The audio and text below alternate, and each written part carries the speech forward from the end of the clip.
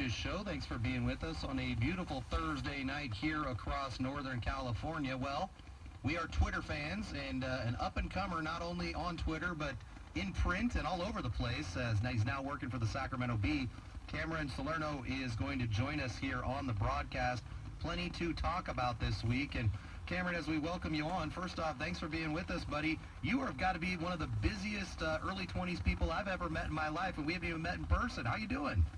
I'm doing great. I mean, I'm just keeping busy with all the high school sports going on, and going to see our college full time keeps me busy for sure. Yeah, absolutely, and you've obviously done great work, as the Sacramento Bee has noticed, and you've been out there kind of stringing at some games. We will talk about the game that you're covering this week, Jesuit versus Granite Bay. I've got a few questions, though, for you, man, because you get to get out a lot more than we do. We're here covering Placer every single week, so we certainly know about the Hillman. But I was watching kind of your summer practice tour. You got to go all over the area and take a look at different teams. Just if you would, maybe rattle off a couple of programs that really stood out as far as the effort, maybe the athletic talent on the teams and the coaching. Who kind of impressed you as we get going here with the football season? What'd you see? Absolutely. I saw Granite Bay. They're an up-and-coming team in the SFL. Really a lot of good players returning on both sides of the ball. Saw Rockland, who's off to a 2-0 start after having a 2-8 season last year. Saw Rio Linda, a team that Placer plays, and also saw week 1 versus Center. Saw Whitney. Whitney is looking really good, and I think you guys saw them last week. Eli Brickhandler is legit. He can throw, he can run, he can do a little bit of everything. He's kind of that next generation quarterback that I think quarterbacks are trying to be like. And we were this is Dave, by the way, we were very impressed by Eli Brickhandler. Almost as impressed as we were that he's already branded himself. Did you catch the photo of, I think you might even have taken that photo. I didn't take that photo, but I met his dad. Kevin's a great guy. Him and Eli have a really good relationship. He's his son's biggest fan, always hyping him up. And I talked to him when I went to the scrimmage versus Jesuit before week 1. And he was making those throws, and I was like, wow, this kid's going to be special. So he's definitely up and coming. I was surprised by his poise as only a junior and his ability to read the field. Now, granted, his line gave him some good time so he could check down on all his reads, but if nothing was there and he found a crease, he has some pretty good wheels, too. He burst for 64 yards in a score, I think, the second possession of the game, and Casey and I both looked at each other and went, wow, this kid's pretty good. No, absolutely. He's also a really good leader, too. He commands that locker room as a junior, and not many kids can do that because football teams look to senior leaders to kind of lead the charge, but as a junior, he's kind of taken over that program and taken that school by storm. Visiting with Cameron Salerno, you can check him out on Twitter at Cameron Salerno1. And now, did he do some off-season camps? Did he go to any of the big football camps to learn his quarterbacking, or is this just natural talent and coaching up by the Whitney staff? So he went to a lot of 7-on-7 camps and also college camps such as Cal and stuff. And it's actually funny. His dad told me that how some of the college camps work is they run one-on-one drills, and receivers kind of pick their quarterbacks, and a lot of kids are going up to Eli saying, hey, I want you to throw to me. And Eli was throwing him every time, and Eli kept cutting the kids in line, and his dad kept telling me, like, all these kids want Eli to throw to him, and I could see why.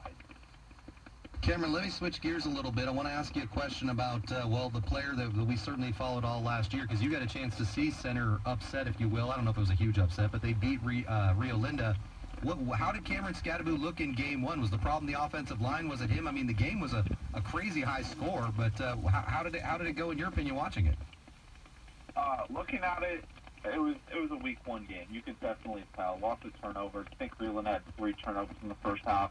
Scadaboo just looked explosive. He didn't get a ton of touches in the first half, but when he did, he actually hurdled two times. And it was pretty crazy to see because that's a penalty in high school, so he got flagged for both of them. And one of them was on a 4th and 5, hurdled some kid trying to go for his knees, and they called a penalty. But he looked as good as ever. He's going to be one of the best running backs in NorCal this year.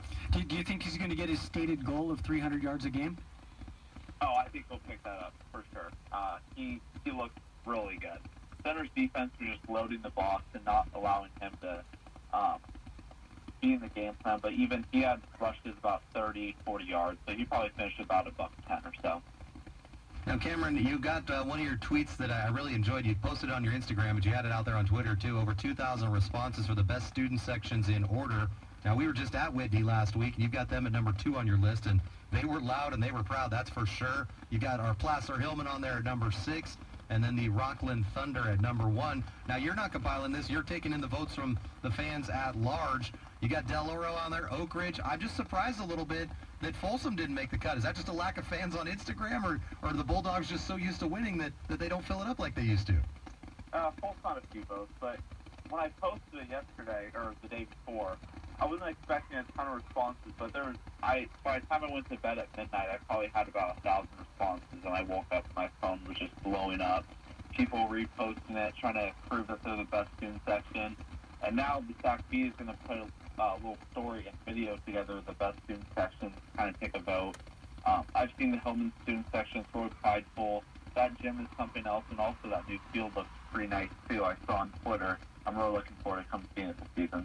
Now, you were at the Holy Court, or the Holy Game at Holy Court. How did that crowd equal up to the outdoor football crowds? Oh, it was unbelievable. It's probably the greatest indoor environment I've ever seen. And I've been to state championship games. I've been to NorCal championship games. So it was unbelievable. For St. Francis to have an all-girls school and have a huge student section like they did, it was unbelievable. So much pride. Now, would you say volleyball is definitely an underappreciated sport in the region? Absolutely. Volleyball is one of the most underappreciated sports in the whole entire country. The girls play hard. There's a lot of scholarship players that come out of the Sacramento area every year. So, I played volleyball in high school, too, so I definitely have an appreciation for it. Fabulous. Yeah, I kind of get the same feeling. I'm the public address announcer out at William Jessup, but whenever I go out there for the volleyball, it never ceases to amaze me, the athleticism, the passion, and the fans, the way that they get so behind these teams. Glad to see that you're branching out away from football and also checking out some of the other great sports in the region. Now, Cameron, let me get a quick thought, because you were out there last week to see Inderkum with what I guess we'll just call a surprise score, considering Del Oro beat a state champ the week before. Well, what was the difference maker in that game? Was it an individual player? Do you think that the Eagles were flat? I was just surprised because, we're calling the Placer game, so we can't watch what's happening play by play. But that was a pretty lopsided score Inderkum put up in Loomis, and that is not common around here. Oh, Inderkum looks fantastic. I'm pulling up the stats right now. They're unbelievable. They had about 3 guys, I think, rushed for over 75 yards, 2 rushed for over 100. They just look unstoppable. Now, you're covering Jesuit and Granite Bay this week. The Marauders took a bit of a hit before the Folsom game because they were without their quarterback, and as far as I know, he's injured for a while. What do you make of this matchup? Granite Bay, we saw them last year lose to Grant in an absolute entertaining thriller in overtime out there in Granite Bay. Of course, it's new faces this year. What are you expecting out of this one, and do you have a lean on who you like? Yeah, I was actually at that Granite Bay game last year. That was very entertaining. Grant just won at the end in overtime. Granite Bay Jesuits going to be very interesting. You have Jesuits up-and-coming quarterback Jacob Peluso, who's taking the snaps now that Daniel Suzak's out. You have first-year starter Dylan Hamilton for Granite Bay, who looked really impressive. And then you have some unsung stars who kind of come onto the scene. One of them on Granite Bay is Christian Perry, who's a junior fly back and defensive back. I think he has 3 interceptions and 2 touchdowns or so through the first 2 games. And he's not the biggest guy in the field, but he'll make plays, and he's very shifty and explosive. Well, can we conclude on this? Are we going to get a chance to meet you in person at a Placer game? You got on any plans on meeting us? I'm assuming you may have Placer and Rio Linda on your schedule. Have you had a chance to get a look at the Hillman other than on paper? What do you make of it up here in Auburn? Because they've kind of really set the bar very high over the last, say, 6-7 seasons as far as fan expectations. Just a quality program all in all. Absolutely. Foster does a great job. Joey does a great job with that program. Hans might be one of the best running backs in the section. I saw him actually on 7-on-7 at Sierra College over the summer. They look big. Hans is just a man among boys. That he is. Well, we got an up-and-comer with us, and I hope this won't be the last time you talk with us, Cameron. Give folks your Twitter handle before you go. It's Cameron Stone 1. Well, thanks for being with us, man. We've been enjoying following your coverage, and we will be sure that we chat again before the end of the season. Have a great night, and enjoy the Friday Night Lights this weekend, man. I will. I'm going to pick Granite Bay over Jesuit. I think it's going to be a really close game, but I got the Grizzlies over the Marauders. There you go. A little prediction time there, Dave. What do you think about that one? You know, he's been out there, he's seen it, he should know. And you know, whenever you've got somebody, what do they call it, the fly guy at Granite Bay, you can't go wrong with picking the fly team. Quick break, then with Hillman head coach Joey Montoya in just moments here on Kahi Radio. This is Hans Grossman, class